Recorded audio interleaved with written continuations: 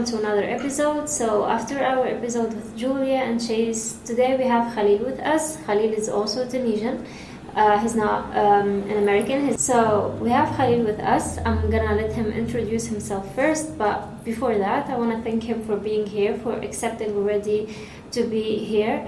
I want to tell you also that he's a member of Dream English Djerba. So let us know who you are, what do you do, your age, and all of that, Khalil. Okay, thank you very much, Nour, for having me in your podcast. Thanks to everyone who is listening to us. Yes, okay, so my name is Khalil. I'm 27 years old. I'm from Djerba. I was born and raised here. I live near the lighthouse in the touristic zone. Yeah. So, my academic background, I have a degree in English, a bachelor's degree, what we call in French a licence. And I am currently doing my master's degree, but I'm putting it on hold. Yeah. Because I need to work, I guess. Yeah. That's pretty much it. And what do you do here in Dream English Djerba? What's your job exactly? What you would call my job... like a consultant, I guess. I have a range of tasks from teaching to developing the courses to finding resources, communicating with clients, being a receptionist, I guess. It's not a big business. Combined. All of them together. It's not a big business. It's so just you're the three literally of us. managing. Sorry? You're managing. It's like some managerial tasks are indeed included in my job. So it's just the three of us. So I guess it doesn't need more than three. I know the place, so I can confirm. Yeah. Yeah, right. And they're doing a great job, by the way. So it's about quality, not quantity. For you all who wants to open their own businesses, it's about choosing the right people, not how many people you're going to hire. Yeah, that's definitely one of our core principles. We focus more on quality than quantity. Even our conversation groups have a maximum of 5 people. Oh, yeah. Right. We talked about that a little bit with Julia and Chase. Not like in details, but this is another thing that you guys need to know, that here they do not bring a lot of people in so that you can have let's say, a good space to talk it through with people and to have the opportunity to talk and speak. Yeah, well, I agree. While I agree with that, I must also say that when I was in school, I did better in less crowded classes, where the teacher's attention is less consumed by the number of students. That's why I believe, like one-on-one or a group of 5 is an optimal way to teach languages and English in specific. True.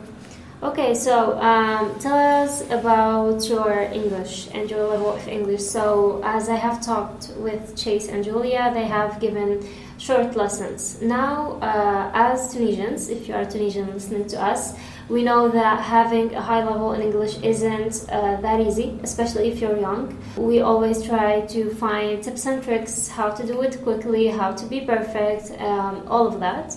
But let us know, Khalil, about your own experience. Sure, yeah. So my story with English started when I was just a child. So my older brothers consumed lots of English media. Which means English speaking, or like movies, video games, Hollywood, everything like that. I went through the same process, so I relate. I remember when I was a child, my uncle also brought me a PlayStation. So basically 90% of the games were in English. Like you had to know English to play video games. Okay, so that's like my first encounter with English when I was like between the age of 3 and 5. Mm-hmm. It was never like a burning passion or anything. It came in just natural. Yeah, I was just exposed to English when I was very young, and by the age of 13, I think I reached a decent level. Yeah. on my back year, I passed the IELTS test. I got 7.5 out of 9 on it. Yeah. So I guess that makes me a C1 level, Yeah, C1 speaker. Yeah, C1. Yeah, and then I went to university and did a degree in English. So I think.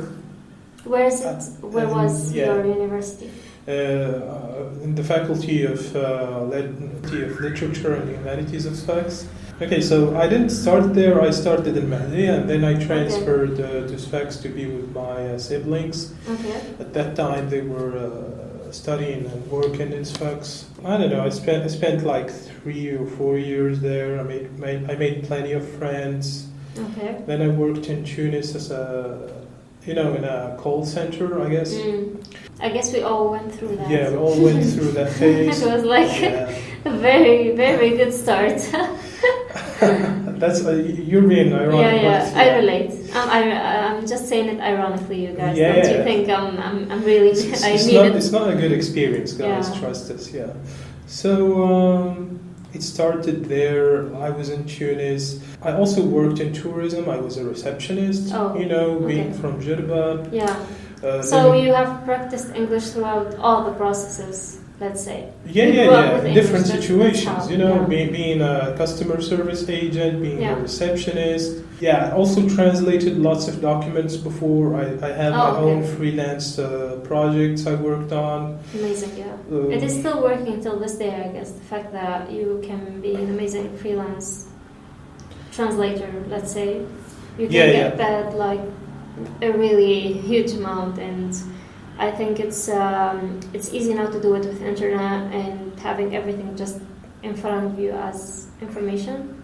Right. I don't know if it's still the case. Honestly, I haven't done that in quite a while. I was working on a project with Chase. We were, as you know, translating a movie to English.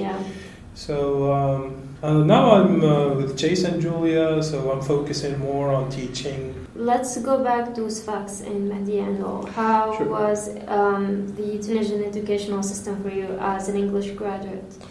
Well, Nour, if we're going to talk about the Tunisian educational system, we would have to go way before university.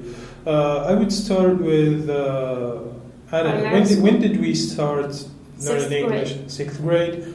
I don't know. For me, I started from the 5th grade for some reason. I don't know why. I academically started 6th grade, but as you have said earlier, with my brother, I've been so exposed to English since I was 3 or 4 as well. No, but I'm talking about like in school. Like we started having English class since the 5th grade in the elementary school. For me, it's the 6th.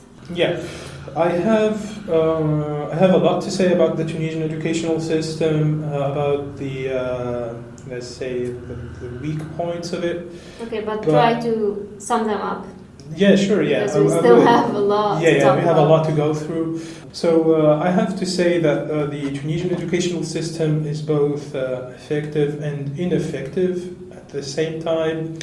You could see how there are pedagogical experts who worked on it, and at the same time, I have a lot to say about the teachers who weren't always doing what is expected of them. Yes. I didn't have a good experience with my primary teachers. That's already a bad start. That's a bad start. But at the same time, I feel like they didn't know how to contain my energy. And I was branded as a mischievous kid, but I wasn't. I was just very energetic. I like to try new things. I didn't like the classroom setup. So they were like, hey, if you want to make noise, just sit in the last seat and do whatever you want. Mm-hmm. And then it got better, or? It got better in high school. Okay. It was the same thing in middle school. Then it improved in high school. I also matured a bit. I knew how to communicate with my teachers. I had a very, very amazing Italian teacher. Mm-hmm. I chose Italian in high school as an optional subject. Yes. And when I was in back, my English teacher was a very amazing guy. And I remember him giving me this little novel by George Orwell. It's called Animal Farm, about the pigs. Yes. You know about it? Yes. Yeah, it's one of my favorite books. I'm so grateful to him. It was an eye-opening book. It was my introduction into politics, philosophy. So yeah, definitely. In high school, the quality of teachers got a lot better. Yeah. And with the faculty as well. Yeah, of course. In faculty, I was a student of the most brilliant professors, I would say. Now I want you back to the present. Tell me the difference between teaching young learners and adult learners. There is a big difference between teaching teaching English to young learners and adult learners. Like even in university, it's a different discipline. Of course. I know, Nour, that you have the same degree as me, I guess. Yes. So you know what TEFL and TEFL are? True. So they're both. So TEFL is teaching English to young learners. It involves psychologically stimulating techniques such as scaffolding. These are very technical terms, by the way. Yeah. And you have TEFL, teaching English to foreign learners, I guess, or something like this. Yes, exactly. Yeah. So the difference at its core is about how the learner receives knowledge. So you have young learners who still have something called neuroplasticity. Yeah. They still have malleable brains, so to say. Yes. They're flexible. They have flexible brains, and they learn a lot Very faster fast, than adult learners. And then you have the adults who have something called fossilization in their minds. Yeah. It requires more effort, more persistence to learn language for them. I guess the cutoff age is 25 or something like that. Is where you separate the TEFL from the TEFL. Yes. This is as far as I know, but you can correct me if I'm wrong. Yeah. So that's why here in Dream English Djerba, we usually aren't very enthusiastic about accepting young learners because all of us are more about, that's more of our specialty. Yeah, to and teach. it makes it easier for you.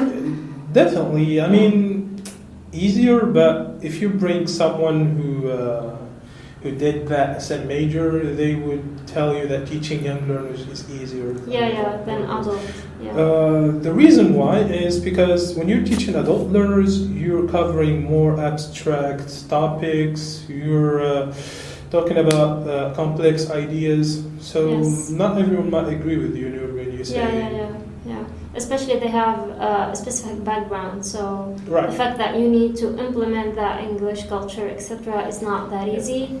And I think it's slower, like to accept it and to know the pronunciation after knowing French and Arabic. Exactly, it's yes. also a challenge. You have the interference of what we call L2, second language. So French for us is an L2, the second language. So you have the interference of French, and you kind of have to make it work. You're not dismantling their knowledge in French. You have to make it work that way, build on the existing French, information, build on what they know, background, basically. Yes. That's how it's different from teaching young learners, by the way. What would you advise them? I would advise people to consume as much English media as possible. We're talking to people who want to learn English, right? Yes, of course. Yeah. So just consume as much as you can. Movies, video games.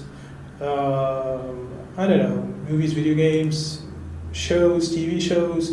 Make English part of your daily life. Try to include it as much as possible, from the settings of your phone to the settings of your computer. Yeah. Chase and Julie said that too. Yeah, I guess we all agree on that matter. Yeah. Try to include English as much as possible, and in the end, I guess it all comes down to how much you want to learn English. I guess it boils down to your motivation. Passion is also a form of motivation, by the way. Yes, it is. So we if all you're came very in passionate from about, passion, I guess. Yeah, in a sense. For me, it wasn't passion about the English language itself. It's about the passion that to learn things that aren't there in other languages. If Yeah. you're an Arabic speaker or a French speaker, you don't have much to learn about anything in the world. True. So if you are an English speaker, you have an The infinite, privilege. yeah, The privilege to understand people and get to talk to them and have, that communication going. Especially that it's an international language now, so most people talk English. But when you know only Arabic or French, this is a little bit challenging to talk it's to a an bit of a international setback, person. Yeah, so it's kind of a privilege to... Especially French, Yeah. Imagine you only speak French, so you can only communicate with French people, Africans, Yes. African countries that were colonized by France, and Canadians. That's it. Yes. That's the French world, basically. No one else speaks French in Asia, And for a little example. bit Belgium. A little bit, well, yeah, Belgium, Belgium. But not the rest of the world, I guess. And compare that to the English-speaking world. I don't know. You have more than half of Earth's population speaks English. Yeah, all countries mostly. So. Almost all countries. So that's pretty much what I think.